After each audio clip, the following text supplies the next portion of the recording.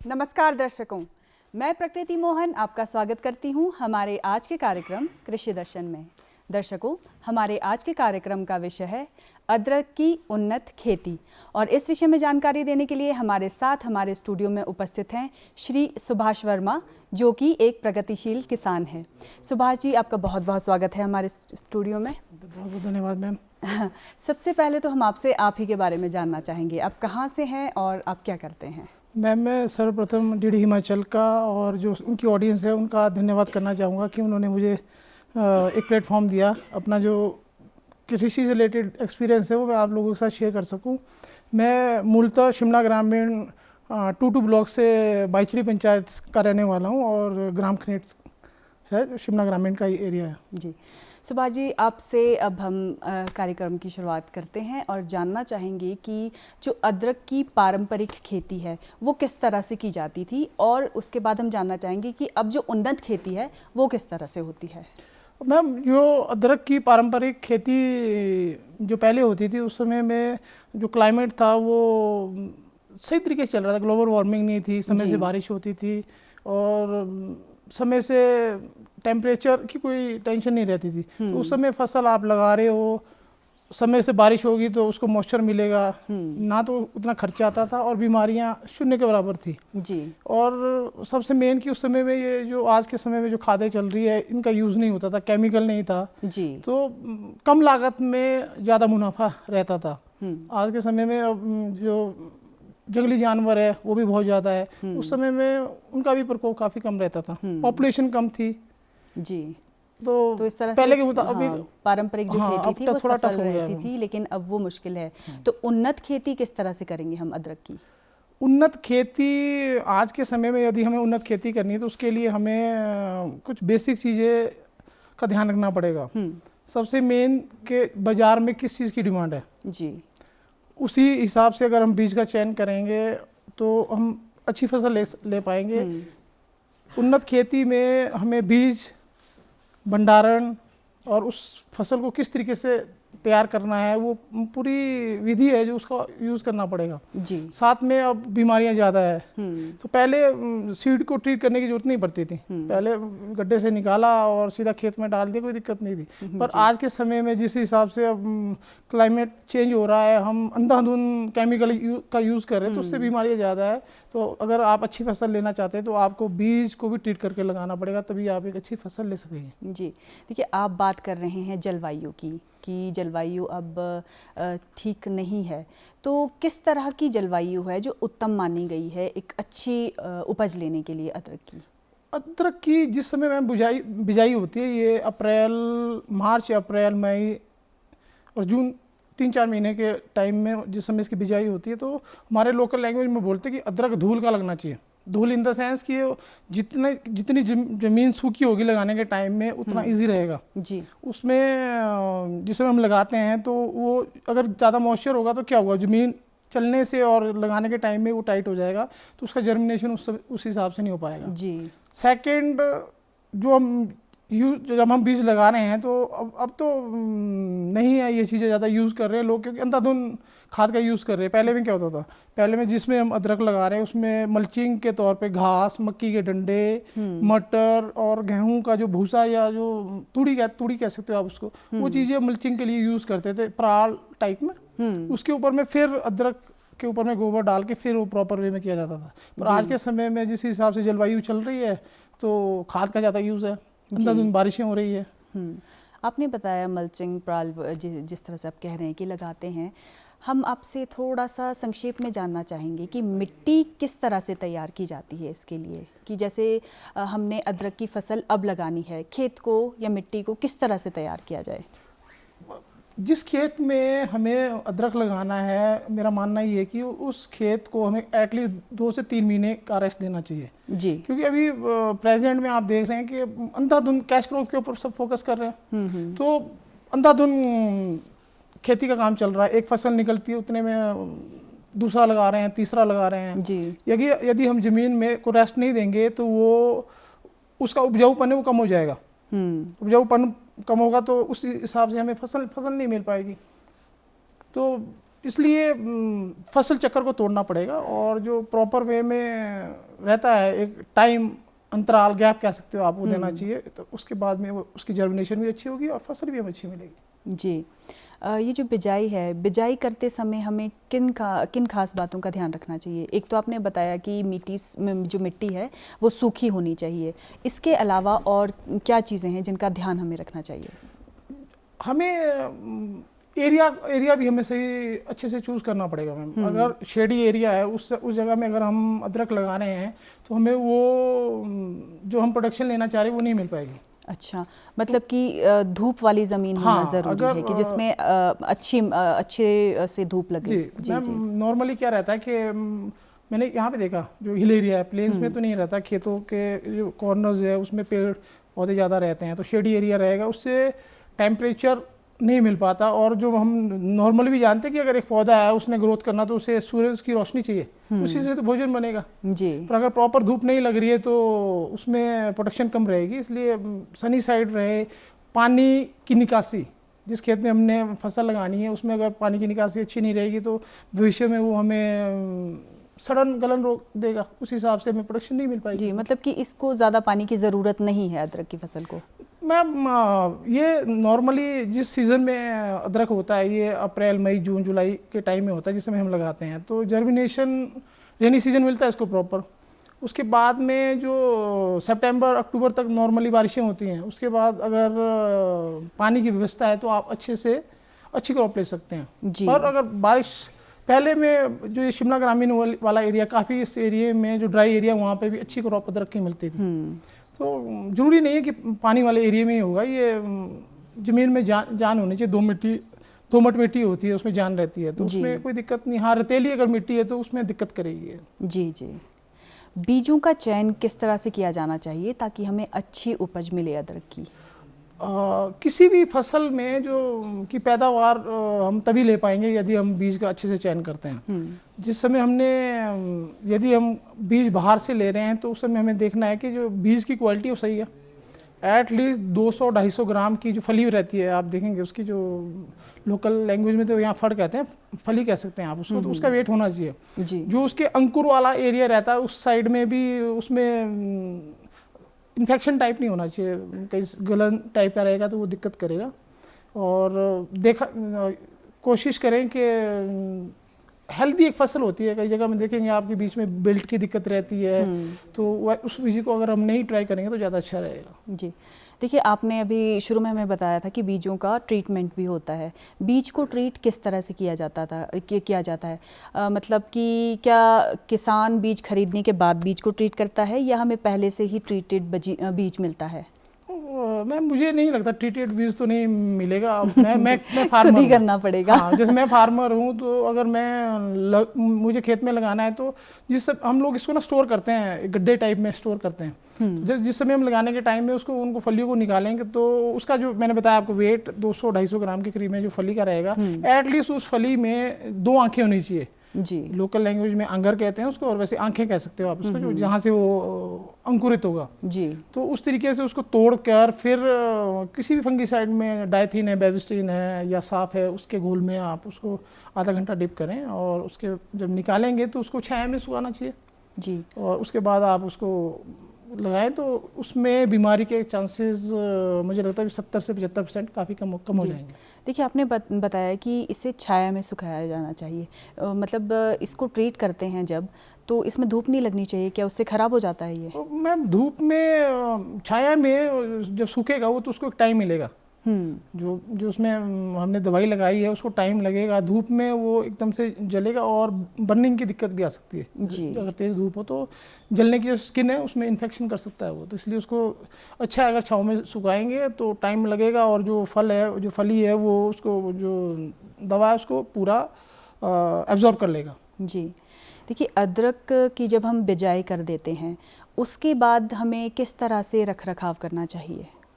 अदरक में बिजाई के बाद हमें सबसे मेन तो ये ध्यान रखना कि अंकुर निकलने के टाइम में उसमें मॉइस्चर ज़्यादा रहेगा। अंकुर निकलेगा तो अंकुर के साथ में घास भी निकलेगा तो उस समय हमें ये ध्यान रखना कि जिस समय हम उससे घास निकाल रहे हैं तो वो अंकुर है जो निकल रहे हैं उससे उसको टूटने से बचाना है जी। और समय समय पर उससे वो घास पतवार जो भी उसमें आ रहा है उसको निकालें, और तो उससे फसल में बीमारी और प्लस जो उसके जो पोषक तत्व है वो फसल को मिलेंगे, नहीं तो वो जो गोबर डाला हमने खाद है वो सारा का सारा घास खा जाएगा। जी। तो देखिए जैसे ये घास की आप बात कर रहे हैं, खरपतवार जिसे हम कहते हैं, तो उसके लिए क्या हम खरपतवार नाशक जो मिलता है वो उसका इस्तेमाल कर सकते हैं या फिर हम इसकी गुड़ाई करके खरपतवार को निकाल सकते हैं? क्या अच्छा रहेगा इसमें? मैं तो यही एडवाइस करूँगा कि उसका अगर यूज़ ना किया जाए ज़्यादा अच्छा रहेगा, क्योंकि जो अदरक है, अदरक में जो लाइन टू लाइन गैप रहता है काफ़ी कम रहता है, तो उसमें हम जिस समय स्प्रे करेंगे तो वो कहीं ना कहीं पौधे को भी नुकसान करेगा जी। और वैसे भी ज़मीन को भी नुकसान करता है। केमिकल है, घास के साथ में जो पोषक तत्व जो मित्र कीट होते हैं हमारे उनको भी नुकसान करेगा, तो बजाय उसके अगर मैनुअली करेंगे ज़्यादा अच्छा है जी। और जो मैंने आपको स्टार्टिंग में भी बताया कि अगर हम उसमें मल्चिंग का यूज़ कर रहे हैं, घास डाल रहे हैं, पत्ते डाल रहे हैं, कुछ भी ऐसी जो चीज़ वेस्ट हो रही है पर वो उसमें खाद का काम करेगा और जो हमारे मित्र कीट है वो भी उससे पनपेंगे, फसल अच्छी मिलेगी हमें। जी। इसमें सिंचाई का किस तरह से प्रबंधन किया जाना चाहिए? जैसे आप कहते हैं कि मतलब निकास अच्छे से होना चाहिए, इसे ज़्यादा पानी की भी ज़रूरत नहीं है, तो किस तरह से इसकी सिंचाई कर सकते हैं हम? समय समय पर या फिर बारिश पर ही निर्भर रहें? नहीं, अगर हमारे पास में पानी की सुविधा है तो उसको हम स्प्रिंकलर के थ्रू या कूल से, ड्रिप से, जिस भी तरीके से इजी आदमी को रहता है उस तरीके से कर सकते हैं। जो मैंने आपको ड्रेनेज सिस्टम बताया वो मैम रेनी सीजन के लिए है। बारिश जिस हिसाब से बारिश हो रही है, अब बहुत ज़्यादा बारिश होती है, बहुत ज़्यादा हो रही है, और अगर खेत में पानी खड़ा रहेगा तो वो नुकसान करेगा। तो अगर वो प्रॉपर पानी निकल रहा है, जितना उसको मॉइस्चर चाहिए वो मिल रहा है जी, उसके अलावा ज़्यादा पानी डालेंगे तो नुकसान करेगा। जब सिंचाई का समय है तो उस समय टेम्परेचर के अकॉर्डिंग हमें उसमें पानी डालना चाहिए, तो वो अच्छा रहेगा उसके लिए। जी। देखिए खादों का आपने मतलब शुरू से ही मैं सुन रही हूँ आपसे कि केमिकल्स हैं, इसका इस्तेमाल कम से कम किया जाना चाहिए। तो जैसे मैं समझ रही हूँ आपसे कि बैलेंस्ड एक होता है, बैलेंस्ड उर्वरक हमें डालने चाहिए, तो कौन सा मतलब सबसे उत्तम माना जाएगा इसके लिए? मैम इसके लिए सबसे उत्तम तो गोबर की खाद है जी, जो नेचुरल है। वैसे भी कहते हैं कि जो उत्तम खेती वही है अगर आप नेचुरल वे में कर रहे हैं। गाय का जो गोबर है उससे कोई भी साइड इफेक्ट नहीं है। आज के समय में कैश क्रॉप के लिए हम लोग यूरिया का यूज़ कर रहे हैं और बहुत सी खादें हैं जो डाल रहे हैं, पर वो कम समय के लिए हमें अच्छा रिजल्ट देगी, पर भविष्य के लिए वो हमारी प्रोडक्शन भी कम कर देगी। और वैसे भी केमिकल है, खाना तो हम आप लोगों ने ही है, हमारे बच्चे खाएंगे तो समाज के लिए अच्छी चीज़ नहीं है। अगर बचा जाए उससे अच्छा है। जी। और जो रोग पनपते हैं हमारे खेतों में, उनकी हम पहचान कैसे करें और उनके निवारण के लिए हम क्या करें? मैम अदरक की फसल में जो मेनली जो रोग आते हैं वो एक तो धब्बा रोग आता है। उसके जो पत्ते रहते हैं उसमें पीले पीले कलर के निशान से आते हैं, तो उसके लिए हम कोई भी कीटनाशक यूज़ करेंगे तो उससे उसमें रोकथाम मिलेगी। और साथ में जैसे मैंने आपको कहा कि यदि ड्रेनेज सिस्टम प्रॉपर नहीं है तो उसमें फलियों में गलन रोग लगता है, जो नीचे से जहाँ से उसकी ब्रांचेज निकलती है वहाँ से वो सड़ना चालू हो जाता है और उसकी जो ऊपर को ब्रांचेज रही वो पीले पीले कलर की हो जाती है, जो आप उसको बेल्ट भी कह सकते हैं। तो सूखन रोग है, वो पूरी की पूरी फसल बर्बाद कर देगा, जो कि मतलब किसान को आराम से नज़र आ जाएगा, पहचान कर लेगा किसान। जो अदरक है वो मैम बहुत इसको कह सकते हैं जानदार फसल है, इतनी आसानी से नहीं जाती है, इतना ना इसमें इतना केमिकल डालने की आपको कोई ज़रूरत पड़ती है। जैसे और चीज़ें हैं, आप शिमला मिर्च, टमाटर है, अंधाधुंध स्प्रे करनी पड़ती है, पर इसमें इतना लायक कुछ नहीं है। कम लागत में आप ज़्यादा मुनाफा ले सकते हैं। जी। देखिए अब जो किसान उन्नत खेती कर रहे हैं अदरक की, उससे उनको क्या लाभ हो रहा है? मैम आज के समय में अदरक की बहुत डिमांड है, आप देख ही रहे हैं कि हर चीज़ में अदरक होना चाहिए। और जब से ये यहाँ पे हमारे हिंदुस्तान में क्या दुनिया में आया, जब कोविड आया तो कोविड के टाइम्स के बाद में लोगों को लगा पता कि इम्यूनिटी स्ट्रॉन्ग करने के लिए ये चीज़ें बहुत अच्छी है जी। ये दवाओं में इसका यूज़ होता है और अब बाज़ार बहुत खुला है जी। तब से ये सोशल मीडिया के थ्रू में भी आप देखेंगे, अब मैं अदरक तैयार करता हूँ तो हम हमारे पेजेस बने हैं, जैसे भी अपनी आप आईडी से भी हम डाल रहे हैं तो बाज़ार खुला है, भाव का पता रहेगा आपको और अच्छे रेट्स मिलते हैं। पहले में थोड़ी दिक्कत हो जाती थी। किसान आज अच्छा मुनाफा कमा पा रहा है। जी। उसके लिए मंडियाँ नज़दीक है, वो दिल्ली भेज रहा है, चंडीगढ़ भेज रहा है, तो अच्छे भाव मिल रहे हैं उसे। जी हाँ, ये आपने बहुत सही कहा कि कोविड के आने के बाद जो अदरक की जो एक औषधीय गुण है, हाँ, वो लोगों को समझ में आया है और इसका मतलब खपत भी बढ़ी है बाजार में। जी जी। हिमाचल में कहाँ कहाँ अदरक उगाया जाता है? मैम अदरक हिमाचल में ज़्यादातर सिरमौर में सबसे ज़्यादा अदरक पाया जाता है। सिरमौर में है, शिमला में है, सोलन में है, कांगड़ा में है, तो यहाँ पर अच्छा अदरक पाया जाता है। शिमला में भी खासकर जो ये शिमला ग्रामीण का एरिया था, यहाँ पे किसानों की पहले मेन क्रॉप होती थी। हर घर में आपको 20-20, 25-25 क्विंटल अदरक मिलता था उस समय। मैं ये 90 और 2000 के करीब की बात कर रहा हूँ। पर उसके बाद में बीच में कुछ ऐसा समय आया कि जो मैं आपको कह रहा हूँ कि हम लोगों ने प्रोडक्शन के चक्कर में ज़मीन की ऐसी तैसी घुमा दी मैम।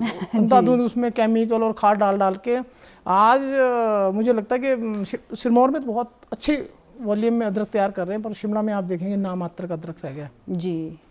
तो और सोलन में अदरक रहता है, कांगड़ा में है, और हिमाचल के जितने भी पहाड़ी एरिया हैं वो वहाँ मैक्सिमम आपको अदरक मिलेगा। अदरक की कौन कौन सी उन्नत किस्में होती हैं?